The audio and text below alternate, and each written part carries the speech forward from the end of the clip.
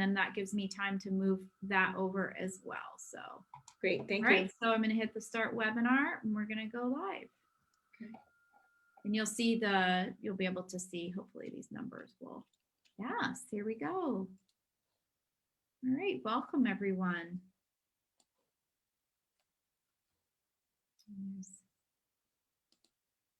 Great representation here today from Notch Above. We like it. Good support staff. Having everybody in. We'll have some Mass MEPers will be in here as well. Yep, there we go. Everybody's kind of coming in.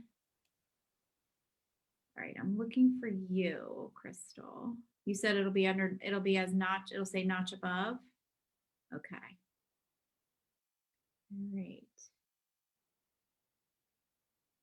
All right, so welcome everyone. You can come on in and get a seat. We're just going to wait a couple more minutes to get a couple more people in. We just had a big jump there. All of a sudden the doors must have opened back up again so everybody could come on in.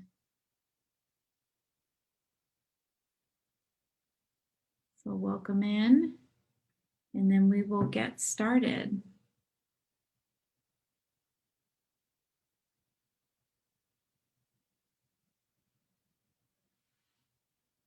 Okay. All right, I'm not seeing it went up again. Did you find me? No, I'm not seeing you in here. It could be just under my name too, if that makes it easier. I do not see you. Oh wait, more people keep popping in. Right, as every time I go to scroll and look, I don't see it, Crystal. Okay, let me see if I can.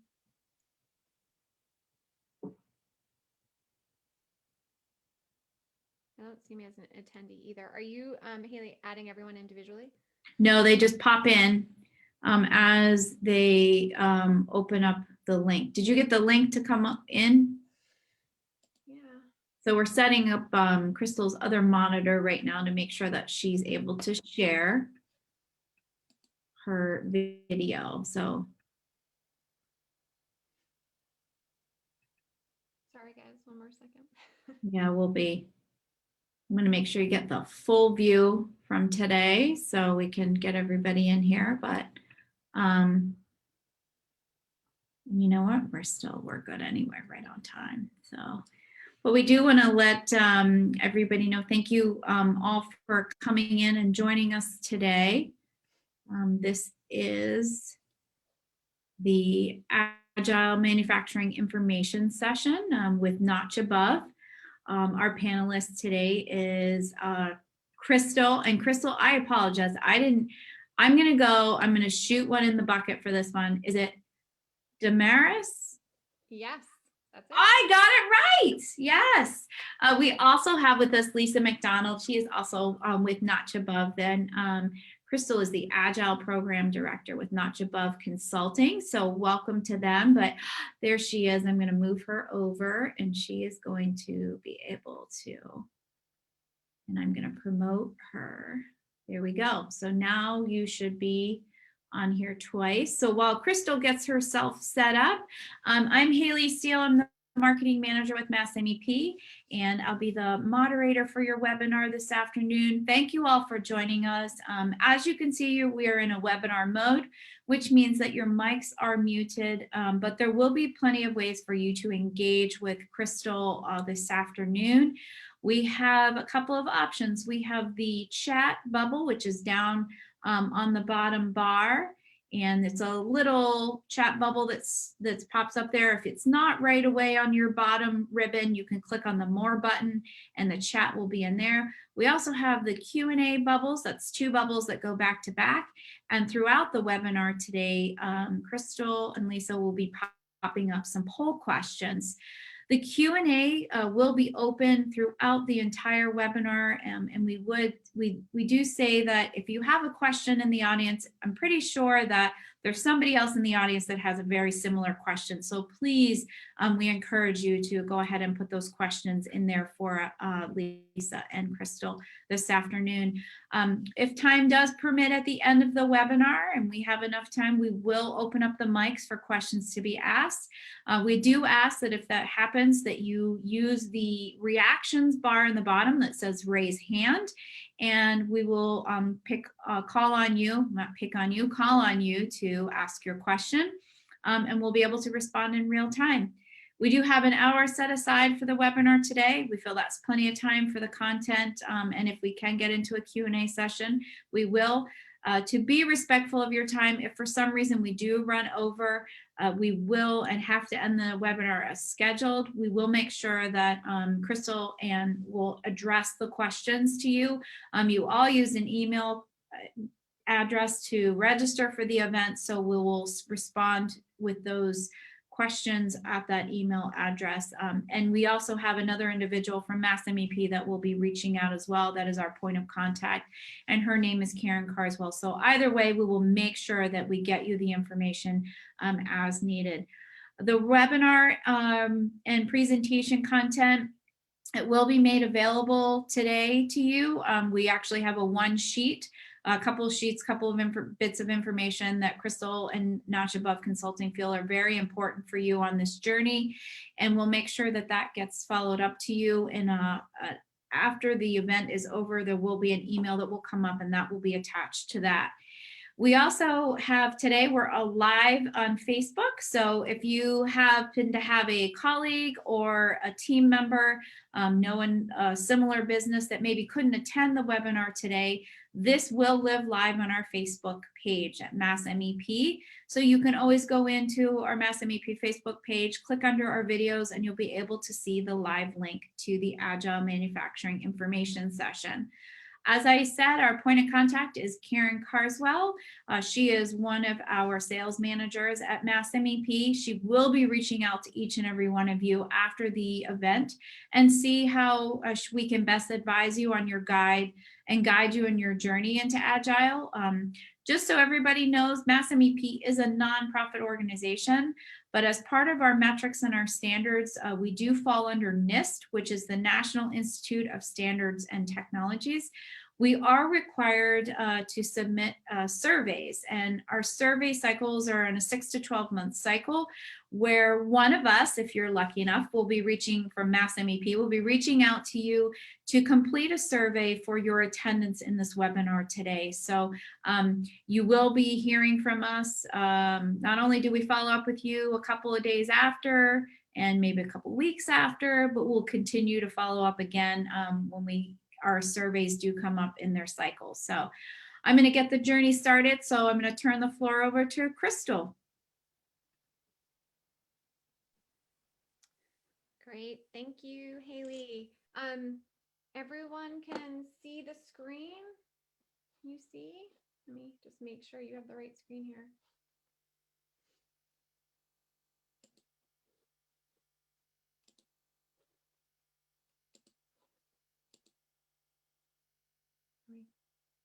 Good, got it. Okay, cool, awesome.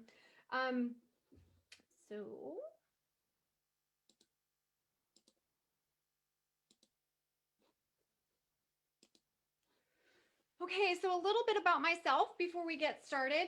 I am the Agile Program Director for Notch Above Consulting. However, I have about 18 plus years as a trainer and a trainee, as well as 17 plus years in project management. And about 12 years ago, my project management exploded with learning a little bit more about the Agile operating model. I've held various roles, and some of these terms aren't going to make sense right now to you. So definitely you can put some Q&A in there.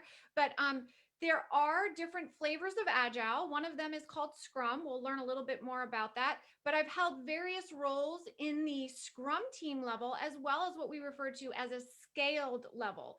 So there is something about individual teams, but also you need to understand a little bit more about how do these teams work well together in a scaled environment. And so I've also held various scaled roles.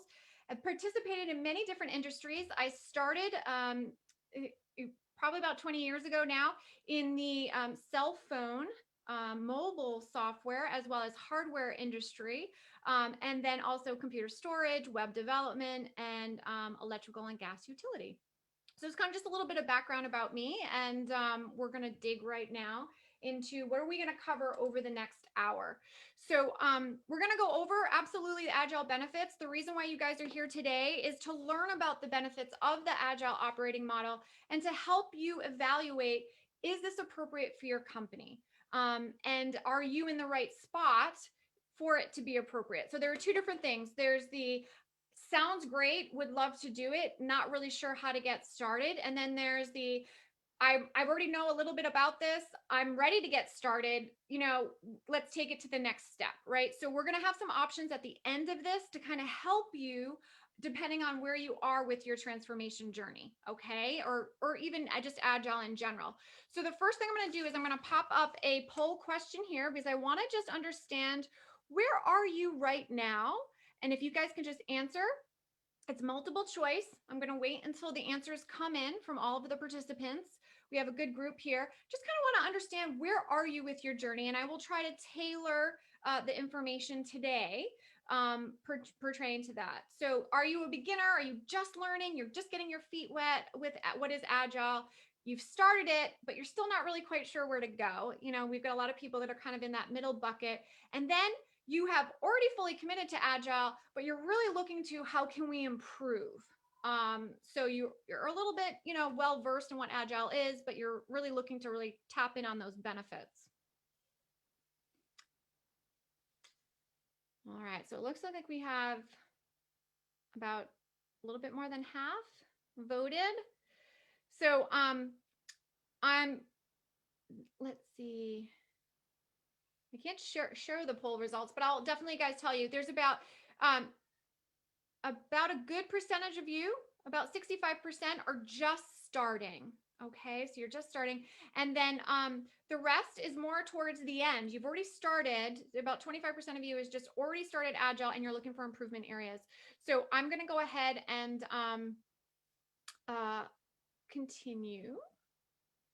And so we're going to do Agile benefits first. We're going to understand a little bit about what is Agile. You hear this term a lot. And I really want to make sure you understand it. We're also going to talk a little bit about what is Scrum itself, which is another Agile term. We're also going to look to say, is Scrum a good fit for you? We're going to look at one manufacturing case study that we've shared previously, and it seems to resonate well with a lot of manufacturers.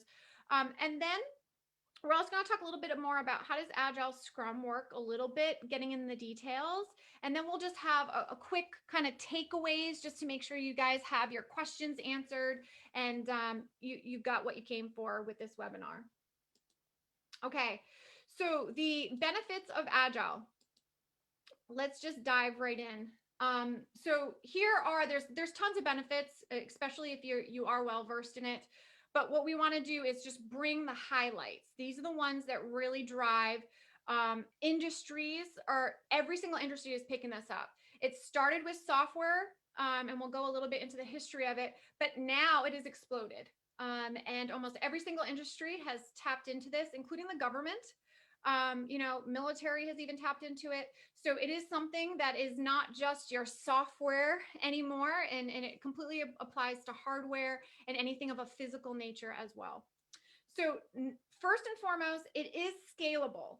So Agile is something that you can do with a very tiny team, but you can also do it with a large corporation. So that's the first benefit of it. It doesn't have to be either or. The second thing is that Agile drives everything for you to answer the question of, what's the value of this? Okay, so it makes the value of whatever you're producing or whatever the team is working on absolutely forefront. It's visible, it's transparent. We talk about that all the time. The individual who's working for your company, as well as the top executives, all know the value that they bring to the company every day and the value you bring to your customers every day. It's very transparent. The third thing here is quick turnaround time. So, and I'm going to say that this also goes hand in hand with not just quick turnaround time, but quick flexibility to react to customer demand.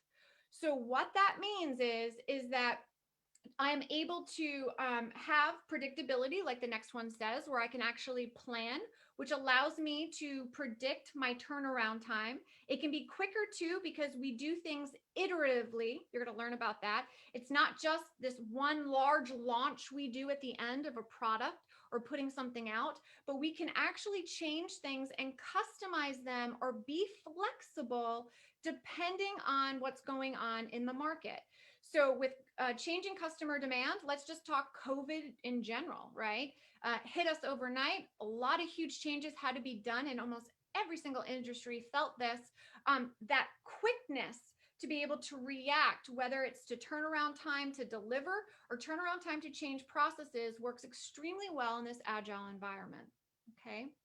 Capacity predictability is another big one, and that's because you have that transparency and that value. It allows you to predict and plan in an incremental manner, which allows you to have that upfront. You can predict the capacity, and I'm not just talking resources, right? Material resources and things like that, or the capacity of your machines, but I'm also talking about the capacity of your resources, your management, you know, what your drivers, you know, anything in transit, logistics, all of that stuff becomes a forefront. So planning almost anything becomes a little bit easier because you have that transparency. The last one here that I'm calling out is high performing resources. The reason why I'm calling this one out is because almost every single company that has dedicated the time and the energy to making sure that they have a successful agile operating model has absolutely benefit from a high resource rate, right? Your attrition rates are exactly where you want them to be. People are happy. People are high performing. A lot of the decision making is put in your resources hands, the people who are actually responsible for doing the job.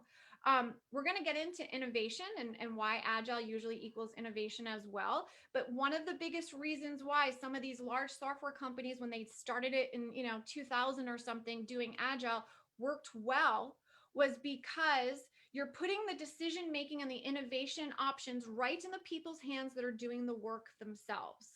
Okay, which can be a little scary for manager, but that's where the innovation gets driven. That's also where you drive high performing resources. So you'll be able to track not only the capacity rate of your resources themselves and the people that are on your teams, but they're going to want to come to work every day. And when they want to do that, you're going to get the results you're looking for: new product ideas, new ways to do things, and more efficiency all around.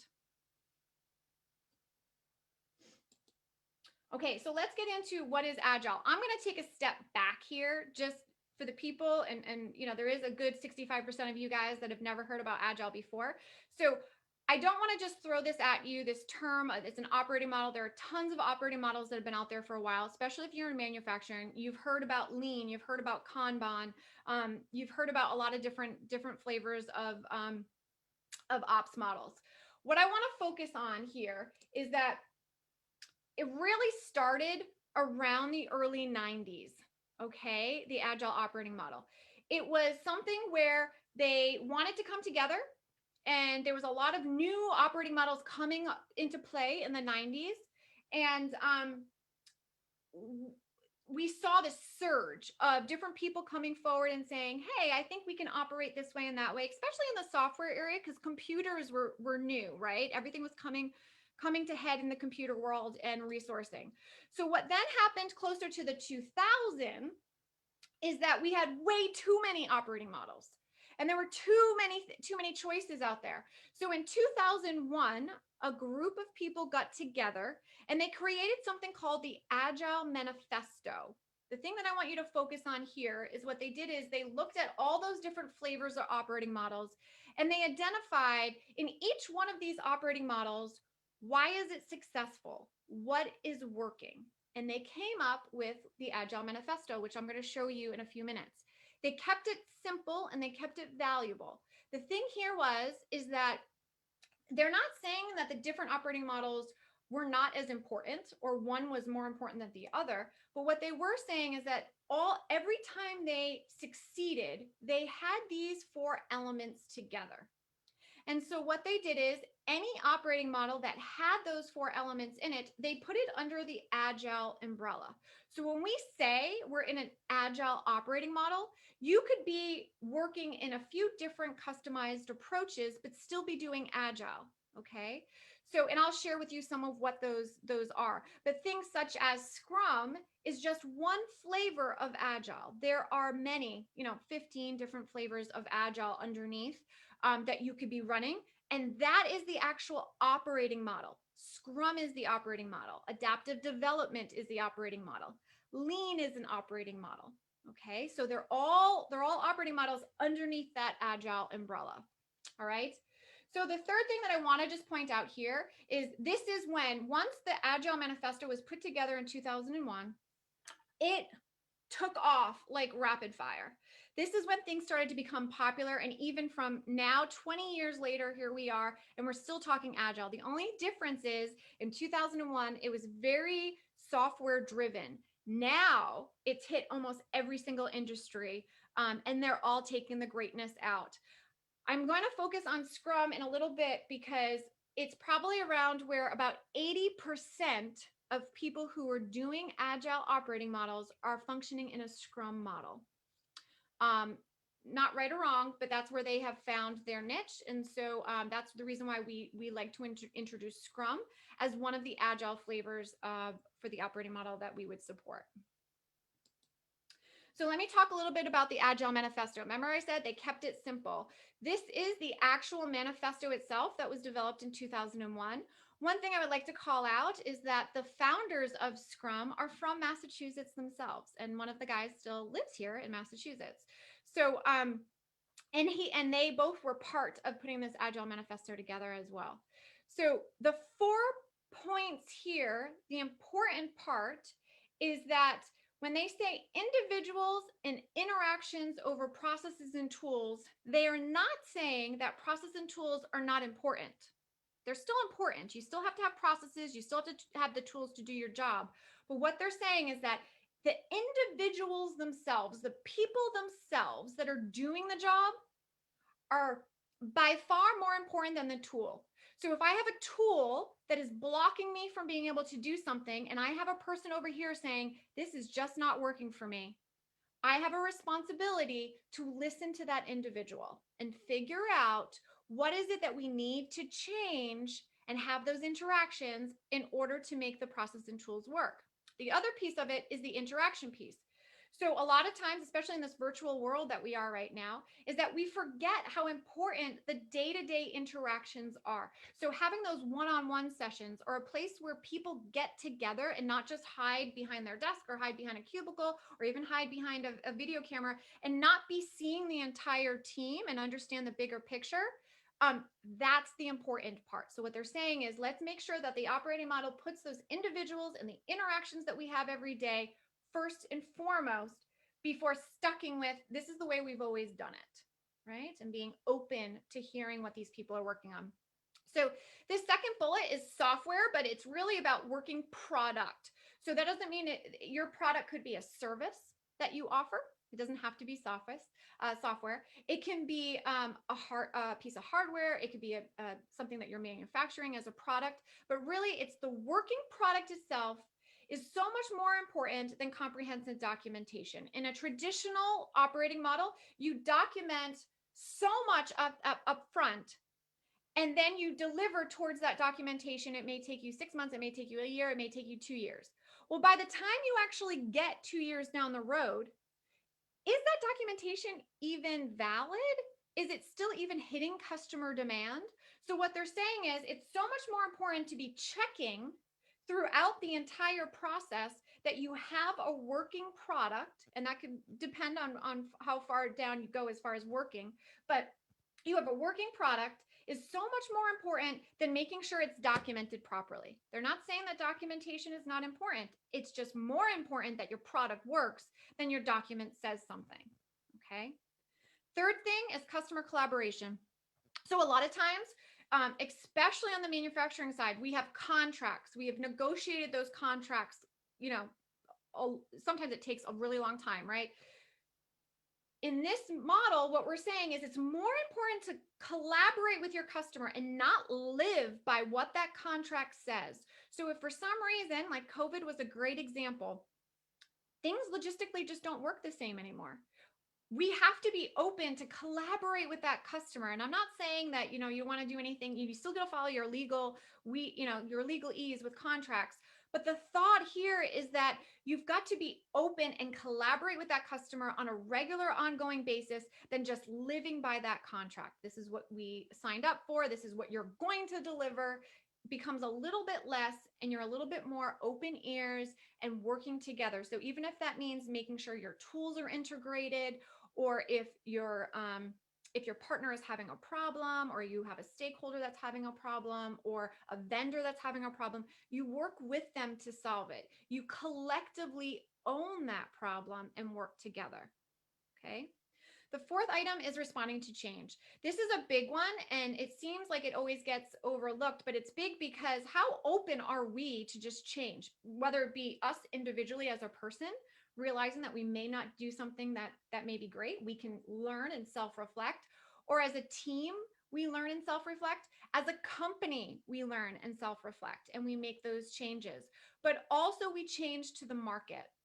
So whatever the market demand is, we change. So even if we've already invested, some of these government projects that are out there, you've invested a year or two, and you have a huge budget that goes along with that, and you're usually held to spend. If you've realized halfway through that project that it's no longer valid, it's okay to change. You don't have to carry something out just because you've already invested money in it. It's time to take that step back and actually reevaluate. So that is the reason why these four things are the pillars of Agile Manifesto. You may say, hey, the current operating model I have right now is meeting maybe one or two of these bullets. You guys are very open to those type of things. Or maybe it's meeting all four, and you're probably very close to an Agile operating model. But this is what they're saying, these four things. The other thing on the right-hand side that you'll see is a traditional waterfall or traditional management release will have cycles where your teams and your companies go through really big spikes of getting something out the door, maybe like a Christmas launch or a summer launch or something. And then you're going back down, and then you're going back up. And so you feel these like highs and lows. In a regular Agile release, you have very steady stream of release and development. Okay, there's a lot of it is about predictability and planning ahead. It's not to say that you don't have milestones. You absolutely have milestones, but it's more predictable. All right. So this is what helps also that attrition rate is because people like working in an environment where they can predict, hey, I know what every day is going to bring. I don't have to work an entire weekend and then be back, the next week with maybe a little bit less work to do. So this is the Agile Manifesto. What I'm going to talk now is what is Scrum. So remember how I said Scrum is just one flavor of what's underneath the Agile umbrella. There are many flavors here. Okay, so some of these you've seen before. You've probably heard extreme programming. That's more on the software side. Kanban, you guys have heard that in manufacturing. Feature-driven development, that can be both hardware or software in many areas. And then of course there's many different scaling frameworks. We talk about scaled agile framework for enterprise, also known as SAFe. There's Nexus. There's a lot of them out there, but they're all agile. If you're doing any of these, you're still doing agile. One thing I do want to note, okay, is the iceberg effect. So even though you're checking a box to say that you're agile, the practices, so these practices, Scrum, test-driven development, all of these are just practices. It's just the top. As long as you're doing those principles and values that I talked about in the Agile Manifesto, and there's also another 12 principles that we go into in depth in further training, you're living an Agile life, okay? And so is your company. So I don't want you to think that these are the only practices. If you are still carrying out the principles we went over and the values, then you can consider yourself Agile. Because we have a lot of manufacturers here and they are very familiar with Lean, it's been a little bit more publicized. I kind of want to showcase a little bit of where Agile and Lean, they cross, okay? So Lean is definitely about waste reduction and optimizing, especially optimizing a lot of your production lines and logistics and things like that. And Agile is all about iterating faster, bottoms up, flexibility, or whatever. But there is a sweet spot in the middle. And I'm never going to say that you're not going to have, like, if you're doing Agile, you're not doing lean. Okay. You are. You can do both very well together because there's a sweet spot in the middle. They both are encouraging productivity. Quality absolutely is top of the list. Empowering people to make those decisions. So if you're very familiar with lean, how do you reduce waste? Ask the people who are doing the jobs, right? How do you make things faster? Ask the people who are doing the job. So empowering those people to make the decisions and help respond to change and improvements. And then, of course, responding to customer demand. Okay. So I think this is just an important slide, and we'll have this as part of the handout so that you're aware of it as well. But it is a nice, helpful cheat sheet. The other one is when you are familiar with lean, or you like the concepts of lean, you've heard it before or whatever, and you put Agile together, that's usually why we pick Scrum in manufacturing as well. And I'm going to show you guys a video about hardware manufacturing where they're utilizing Scrum. But it usually goes very, very well. So remember how I said 80% of all industries are utilizing Scrum as the flavor of Agile that they've selected or chosen. In manufacturing, I would say it is a very good match. And there's also Scrum for hardware and a lot of organizations and groups that are focused on manufacturing in the Scrum operating model. So this would be one of the reasons why we've picked it here as well. All right. So lean makes you efficient, reduce waste and all of that, but Scrum is where the innovation of your products is. So that's the bigger thing. So if you're saying, hey, I've already got lean, why do I want to be Agile as well? This is where those benefits of Agile that I already went over, but the bigger part is that innovation of your product line. So it's not about delivering, it's about actually the creativity, the mindset that goes into your products. Scrum itself focuses on a few values. So the values that I covered before were the Agile umbrella. I'm honing in now on Scrum. These are the Scrum values. I didn't make these up. These are publicized everywhere. You can Google them. But these seem to resonate really, really well. So if you're thinking about, is Agile right for me? Do these type of values fit well with your company? So do you encourage for people to be courageous, bring up questions? If you are a manager or an executive, do you have an open door policy? Are you going to allow somebody to maybe even challenge you?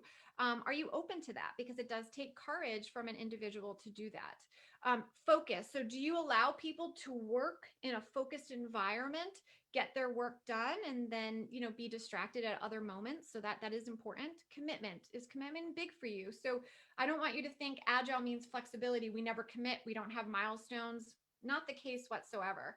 We absolutely allow commitment to not only team goals, but company goals, milestone goals, things like that. Respect. I think this is an easy one for everyone probably nod their head at. Yeah, we want respect everywhere. And then openness is another one. So it kind of goes hand in hand with courage.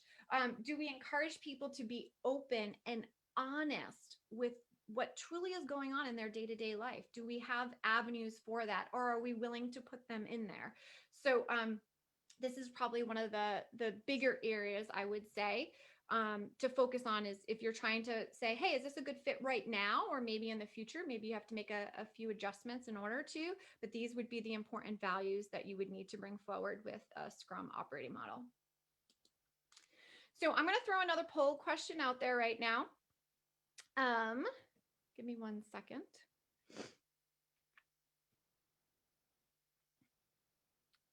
So, okay, I'm going to launch a poll out there right now. Are you having trouble staying flexible enough to adjust to your customers' changing demands or needs? I think this is a very important item. It's always interesting to me to see the reaction. Some people think that they are. If you ask their customers, maybe they'd have a different opinion. So this is always a good question that even after this webinar, hey, you might want to ask your customers, do you think ask, ping a few vendors or something. Do you guys think that we're flexible enough? So I'm going to go ahead. Oh, let's wait for a couple more respondees if we can, and then I'll go ahead and share the results.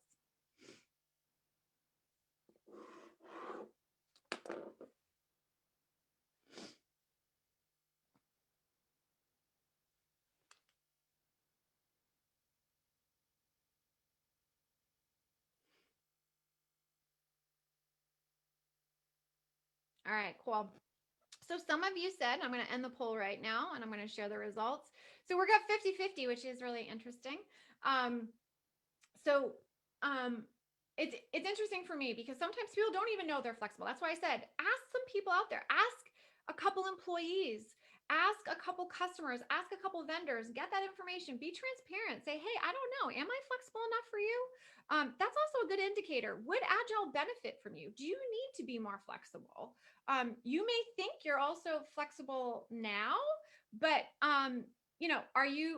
have you always been flexible? I think the pandemic has encouraged us to do that. It is the new normal, like we've seen here with the majority of the people. But it is interesting when you start getting real feedback in of what you feel you are versus what everyone else feels you are. So let's try to answer the question a little bit more about, is Scrum a good fit for me? Okay. So you're thinking to yourself, do I really need Scrum? Do I really need this operating model? There is an investment that goes through it. There's training, and sometimes there's tools and materials and processes that need to change as well when you invest in a new operating model. So one of the things I will say is predictable planning. Is it difficult? Do you see yourself having difficulty putting around numbers or even understanding what is the year ahead? What am I going to need? What is the quarter ahead going to need? This could be anywhere, like I said before, from logistics planning, from resource planning, from material planning, all of that. Can you comfortably say that you can predictably plan what your needs are? If not, you're going to need ways to get that more transparent. Sometimes people think that they do have a pretty good idea on predictable planning, but then do you have the reports that allow you to say, hey, was my plan good? Right? Because it's one thing to say, hey, I think we're good, but do you ever go back and check it?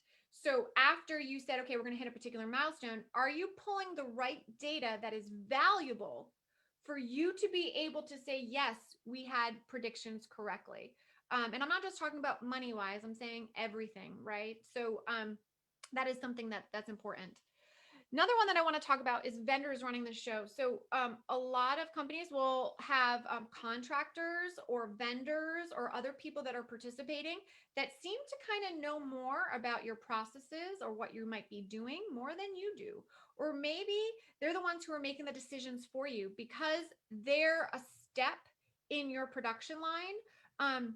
They are running the show because you have to now change what you're doing prior to that step based on their timeline. So the more predictable you are, the more you will run the show for your own company when it comes to milestone launches, processes, production lines, anything like that. That is, and if that's a desire of yours, is to get a little bit less dependent. I'm not going to say that vendors aren't important. They absolutely are. But how do you get a little less dependent on other people driving that timeline versus you and your company driving your timeline? Okay. This is an easy one for you to identify. Are you missing milestones? Okay, this is usually a big indicator when I will go into a company if they're having issues, is they can never, and it's a little different than predictable planning, but they can never hit those milestones. They come up with a date and then the date leaks to the next and it leaks to a next, and you keep seeing these release dates that get pushed and pushed and pushed. You probably need something a little bit more like Agile, which is transparent. It's going to give you those reports a lot sooner than finding out a week or two before that you have to keep pushing this launch further and further. Demand always doesn't meet capacity. This is a big one with manufacturing, especially in the raw product space or raw materials space, but this can be absolutely anything. So it goes back to that planning approach. How much capacity do you need for the demand that's out there? And this also goes with responding to demand. So I thought it was one thing at the beginning of 2021, but halfway through 2021, demand has changed. Customers' interests have changed, especially if you have a product in a competitive space where it's a very innovative market and someone else is putting something, you've got competitors and they're putting out a new feature on top of something. And now you're saying, wow, that would be awesome for us to be able to do something. This is interesting with COVID. A lot of products have adopted and adapted, right? Adopted new features or adapted current features, their current feature set. So their product has grown. Companies who have done this well can do it quickly because they are going against demand, right? So they're saying, hey, what do people want out there? What are the new challenges or the new problems that our products can sell? To these customers, right? And they can solve a problem for the customers out there that are now dealing with COVID. This could be anything from, and I know I'm touching upon the last bullet here too, but I think it's really important is that let's talk COVID. So if for any reason you had and I'm not going to talk hardware, let's talk something about your process line, your tools, okay? You had a tool that's your customer database or whatever. And your customer database, you want to be able to identify, and I know this happened in the medical. I had a colleague reach out to me from another company that they were going through a problem where they had to identify in their customer database certain customers that could not receive deliveries because their buildings were shut down. So they had to make a change within their process themselves that they could change shipping addresses or just make a note that it was a short-term shipping address or it was COVID related or something like that, or even provide customers with money back due to COVID. You have to update your processes for that. In an agile environment, usually those processes can be updated within 1 to 2 days, very, very quickly. In other cases, it may take a lot longer. And that's because are you set up for that quick demand, that quick change, and being able to adjust very easily, not just your product lines, but maybe even processes that are in your systems where many resources within your company have to plug into them and learn what those changes are. So that's really important here. And if you've seen yourself even struggle with some things like that, that's definitely where Scrum would be a good fit for you. And then misalignment across shared product lines. So it doesn't matter in this case if you're a company that's delivering one product or you're delivering 50 products. At the end of the day, if internally within your company, your departments are not aligning or you're having issues with planning or even delivering or even post launch, right? Having issues with the departments communicating and being transparent with each other and just being absolutely aligned and in lockstep with each other, that's where Scrum comes into play. All departments should completely understand what the plan is and be able to help each other carry it out. So I'm going to go into this next slide, and it's really more about in the hardware space.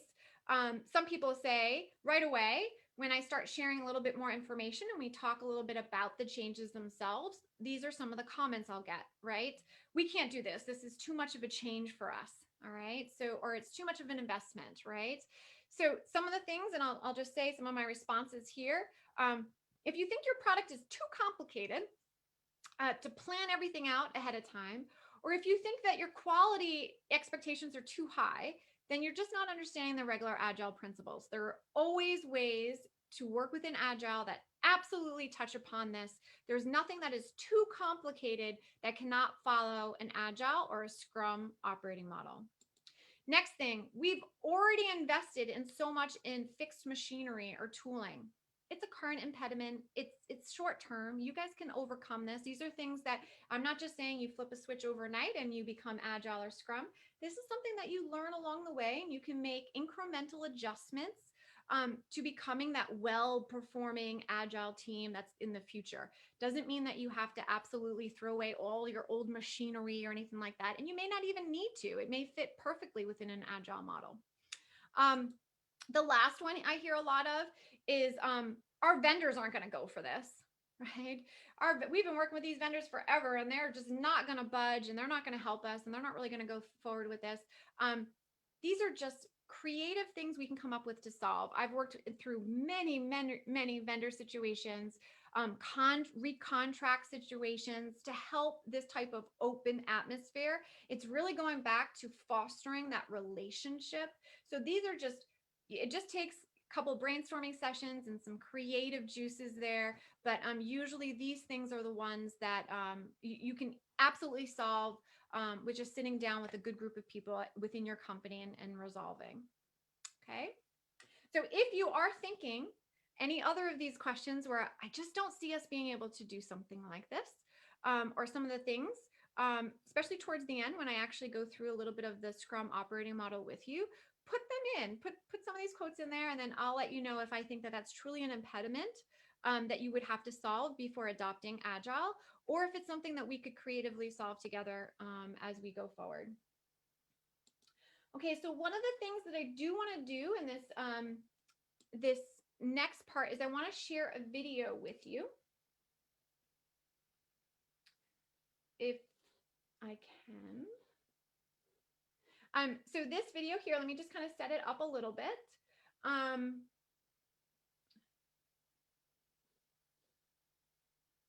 It is Scrum for hardware. So this is manufacturing. What they did, it's a very short video. I just think it's great for you guys to just kind of get the concept a little bit. It was a trade show a few years ago where they decided, hey, not to go into a company, but just to kind of show people the concepts of Scrum, like how does it work in incremental ways, and that you can put anybody in a room together and have them in a Scrum operating model and be able to put something together very successfully in a short amount of time. So what they did is they took people at this conference. It was a 3-day conference.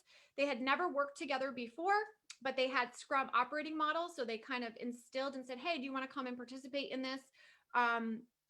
In this opportunity, here's some of the things or rules we want you to follow, which was the operating model. And we're going to build a car within 3 days with people who are not mechanics. They have no idea about manufacturing a car, but they wanted to show that anyone can do anything when they're given this kind of opportunity. So I'm going to go ahead and share the one thing. Here we go. Share computer sound. So hopefully you guys will be able to hear this as well.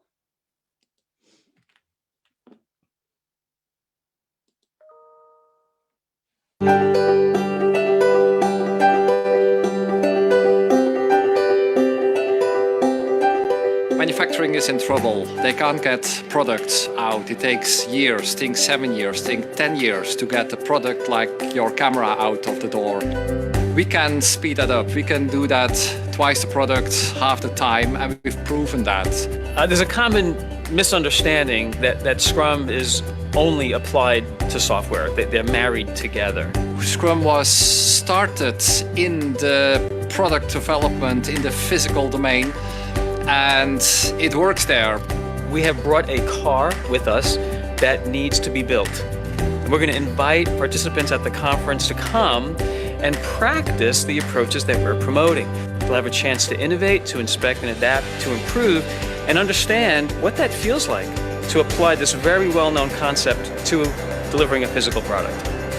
We do not go from the idea that the plan works. We go from the idea that the plan is good, but that we have to keep tweaking and tuning it and moving it to make it the best possible plan ever.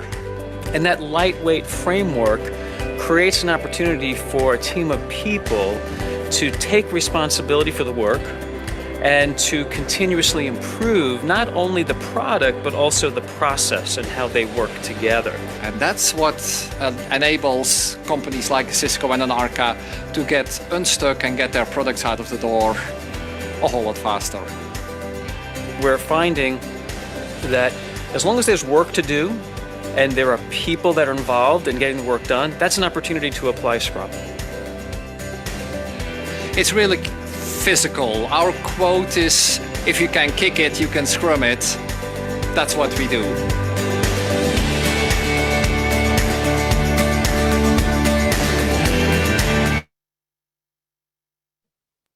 All right, cool. So I just thought it's a great video to kind of give you an idea a little bit more about what Scrum can really be applied to anything. So let me get back to sharing.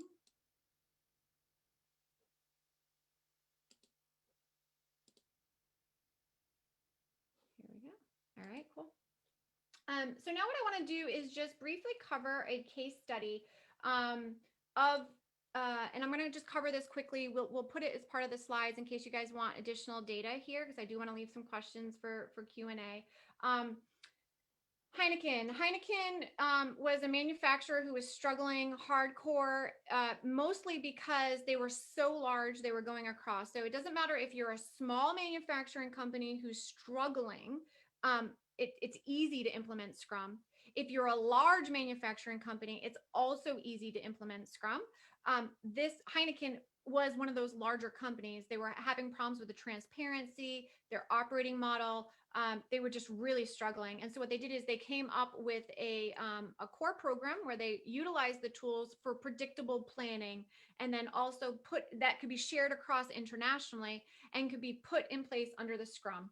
They piloted it for 1 year. You'll see here, these were their results in 1 year with one little small office that they had. Their forecast accuracy absolutely went up. 1.3 million stock, raw materials, you'll see all of that stuff reduced. They also had insights into levels going down where they didn't have to keep 10 to 15% more inventory went down, 10 to 30% obsolete costs, logistics COGS, all of that stuff all went down with this. So I'm going to put this as part of the handouts. You guys will have that available to you. As well as these were the key focus areas for them. This is why they decided with that small pilot that they ran, they absolutely said, yes, this is for us. They went and invested, and their entire company now is Agile Scrum at Heineken. And you can see why these are the four main value areas. So one thing I want to just do really quick on this slide is this is how Scrum Agile works. So we dive into this very, very deep in the consortium that I'm going to talk to you about in 1 minute. But this here is really the heart of what Scrum is. We focus on three main areas. We focus on the products and the requirements. What we look at is release planning and iterative planning in a cycle that is very quick. We plan, make, test, and review. We learn from our mistakes and we adapt them every 2 weeks. Okay, it could be 2 to 3 weeks. Seems kind of crazy with manufacturing sometimes, but this is absolutely what we do. So it's almost like you can call it sometimes prototyping, very quick, learning, adapt, go again. Quick, learning, adapt, go again, okay? And part of that, so that's the first part, is our products and our requirements. The next thing is our peoples and our teams. We divide teams so that they are end-to-end, more responsible teams. So we don't just have people that may be the quality team or somebody over here that's the innovative or the chemist team. What we do is we take somebody from each of their specialties, put them at the team so they can solve the problems themselves. They are directly related to each other on this one particular task. And so they will be able to carry that out to the best of their ability. This is where innovation absolutely explodes. People are having conversations that they probably never had before because they're working every day very, very closely knit together. And then the last piece of the operating model that we absolutely dive into, and we spend a lot of time diving into it, is Scrum has meetings and processes as part of their operating model. And that helps all those values that we talked about at the beginning. So there are ceremonies that we do. One of the biggest ones is retrospecting. So at the end of every 2 weeks, we retrospect as a team to say, how do we get better and improve together as a team? That could be the way we communicate with each other. It could be the way that we communicate with other teams. It could be what the company is doing. Anything that you do personally or a recommendation for a product line, for a team, for a vendor, anything like that, you're retrospecting. So it's really important that we call that out. But these are the things that we're going to dig into when you start learning a little bit more about Scrum. All right, so I'm going to skip a couple slides. I want to bring this one up because visible progress, remember I told you that value, that visible progress is really important. One thing that we do in Scrum is we're absolutely transparent. I cannot say that enough. We want to be able to showcase and have dashboards, have burn downs, absolutely track our progress through. What is our capacity rates? Are we developing to or producing to a velocity rate that we're comfortable with? And we don't just share it at the management level, it's shared throughout the entire company, because the ownership is on the individuals as well to be driving some of these goals. So everyone is clear from top down what that progress is, and they have an ownership to improve together, to improve the product, to improve everything that they're doing within the company together. So we have a couple summary slides here. The first thing I'm going to do is I started off this presentation with this slide, right? I introduced you to me. I'm going to now introduce you to me the Agile way. This is an Agile way of introductions. I don't tell you about all my experience and everything else. I tell you about me as a person. This is one of the biggest things, and the reason why people are the number one driver. This is where you get those high performing teams. I care about you as a person. I care about you in your life as a person. I just don't care about the work you do for my company. And so it's an entire morale change for your company as well, is that you know how valuable you are to the company. And so from here, you can know a little bit about me. You can also support me, and I can support you better.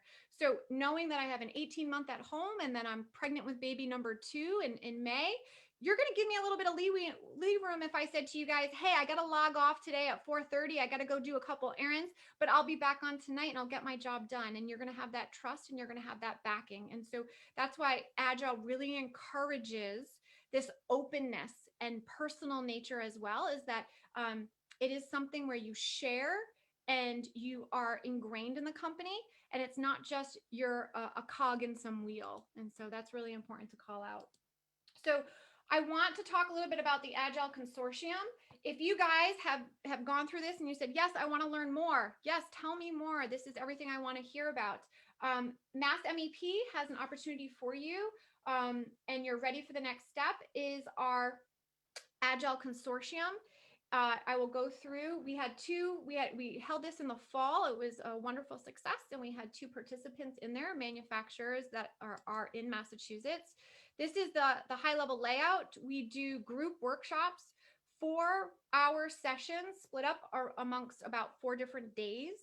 And then we have 2 personalized, just for your company, personalized sessions per company, where we get into the nitty gritty. Everything you've learned up front, we get into the nitty gritty, and we make sure that you can carry it out in your company yourself. So if you are interested in this, Haley has the contact information she shared at the beginning, and we will share that again with you, so that you can go ahead and reach out and take advantage and opportunities of this.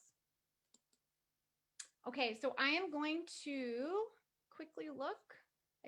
We have a couple questions, all seem to be answered. Is there any other questions that people have, or would like to raise their hand and ask a question or pose something? Crystal, I know some of the questions that we get from a lot of these different things are obviously with the consortiums. Is this something you would actually need to go into their organization and do? Or if an organization isn't open and up and running, can you do this virtual? How does that Yes. So work? we can do some things virtually. It's a very good question. So I also have our other service menu up here that Notch Above offers. The consortium is really about a full end-to-end workshop. I would call it our Scrum Team workshop offering, where it's usually a 4-day workshop. We've split it up into multiple virtual sessions with you. But what we encourage is that if you're thinking about the consortium, it absolutely is virtual. You can get a lot of takeaway out there. We can personalize it. So what you'll be able to do is digest what we're actually training you. It's a workshop. So we give you activities to do and come back with, kind of like homework. And we are working with that so that you're learning at the same time, but being able to apply it immediately to your own company. Post the consortium, if you need additional coaching or whatever it may be, it could be something from full scaling advising that we own to all the way low level coaching, where you have a person in a particular role that's trying to carry something out that's very agile. We can do it all virtual. Very rarely have I seen where we have to be on the ground with you. Usually somebody can explain to us or show us, even if you draw it up in a quick, whiteboard or piece of paper and hold it up, what is your manufacturing line? Where are some of the problems you're having? Usually it's just a conversation, and then we can kind of talk through it, and then we can brainstorm. And we have a lot of tools and templates that we can share that you can bring right into your own company and usually solve a problem. And then it's a conversation. I mean, anything with Agile is you try it doesn't work, we adjust, right? So we retrospect, we learn. So it usually is an ongoing item, but we can always do it virtually. And if need be, if someone had to be boots on the ground, we could, but I haven't seen it yet. That's perfect. That's kind of like what we did when we came to our trainings and we had to do a similar process. We were in person and we had to adjust and we had to realign, and now we do virtual, and hopefully we'll get back to face eventually. But yeah, it's so there's no roadblocks, there's definitely opportunities. And obviously, like Crystal said, they're extremely flexible in how they can make it work and make it specific to each of you. And we are the same way. We do the same. We have some that they work virtually, and we have some that will go in and do face to face. So it's whatever you are comfortable with, and what your needs are at that time. So yeah. So that's it. I don't see any other questions. Nobody else had anything. I think, that's about it. So I can say that, I did put Karen Carswell's email address in the chat. She is the individual from Mass MEP. We call them our point of contact, and she will be reaching out to everyone afterwards. If you also notice at the top of our screen, we also have Robin Anderson on with us. Robin we like to call her our consortium guru. She is the individual behind all of this. She does a lot of the legwork, and she works very closely with Crystal when they do these consortiums. So it's a great team. You will be in fantastic hands with these two ladies, and Lisa as well. She's right on it too. So yeah, absolutely. If you are, so you got a question there. So how much time, effort, money to get a small company to go agile? That's a great question. Yeah. It really depends on how all in you are. So one of the things I will say is if you're going to have people participate in the consortium from your company, I would say having somebody from every single department in the company, having everyone from every single layer, from, person who might be packaging something up to your highest level executive. It is an end-to-end transformation. I don't want to do that to scare you or say it's really costly. It's not as costly as you may think. It depends on where you are. So how flexible are your tools? How flexible are your teams? I would say the most that you're going to invest up front is in training. Consortium is a great way of doing it because, there are government grants that help you get some of the free training in there. And I'm sure Haley and Karen and Robin can speak to that. But mostly it's first getting that evaluation of where are you, right, on this agile journey? How much would it take to change? Are you just changing a couple processes and getting some people trained? But if you're a small company, we just did, I shared with you before, we had two companies. One company I think was less than 20 people. And by the end of our virtual sessions in the consortium, they were like 95% of the way there, agile. They didn't have to change any of their tooling. They really didn't have to invest much more. It was about just the way they were working. So just by getting that training and then really customizing it for them at the end, they were a done deal. They just had to carry stuff out, and then they're gonna, revisit and retrospect if they need to do anything further. So it really just depends, personalized for your company. But if the other company was a little bit larger, but they didn't have management participating, and in that case, it's going to take them a lot longer, and it's going to take a little bit more cost, I would say, because we have to evaluate a little bit more about the tools that they're using and things like that. We didn't have So everybody. Dan, I know you have a question, and again, this is something that I would prefer if we speak to you directly, because it does vary and it is a little different depending on each company and organization that gets involved. And I would rather give you an expert that can give you the right answers that are going to fit for you and your company. So I'm going to keep a hold of your information, and I'm going to make sure somebody reaches out to you and talks to you specifically about it to give you a better idea. When we do the consortiums, we do different companies that come together. and then they go in, and then like Crystal said, you do a workshop event, and then after the workshop event, they actually go in and they'll do your customized piece, which could be an on-site or if it's a virtual, depending on what it is. So we can definitely dig into that with you. It's a lot of information. There's a lot of different pieces that go into it. So I will make sure that we reach out to you specifically. Dan, if you want to put your phone number in the chat, if you really want the answers, that might be, you can just send the chat specifically to me as well. And I will have somebody reach out to you and speak to you directly on that. So like I said, it's a little different for every company. So we will, we'll give you all the details on how it works to make it fit for you. So yeah, so I think that was our last question, and so thank you very much. Oh, no, here we go. Here's another one, just last minute. Yep, that's it. Okay, so we're good. So yeah, so I think we've covered everything today. Crystal, is there hit home, right? Last point. So I would just say the last takeaway, we're going to give you this slide here, but you know, if you're going to take anything away, my elevator pitch is this is the one slider that you take back to your company. If this is what you're looking for and these are the valuable things for you, and you can hit a bunch of these boxes, then I would say the next step is to explore Agile a little bit further. This could be a really good fit for you and your company. All right, and then yeah, so for those of you, we will, like I said, we'll be reaching out. You will receive an email from us. It'll be a follow-up, and then any of the information that Crystal has put a nice little package together for you all, we will make sure that you receive that as well. So that will go in the email. So look for that.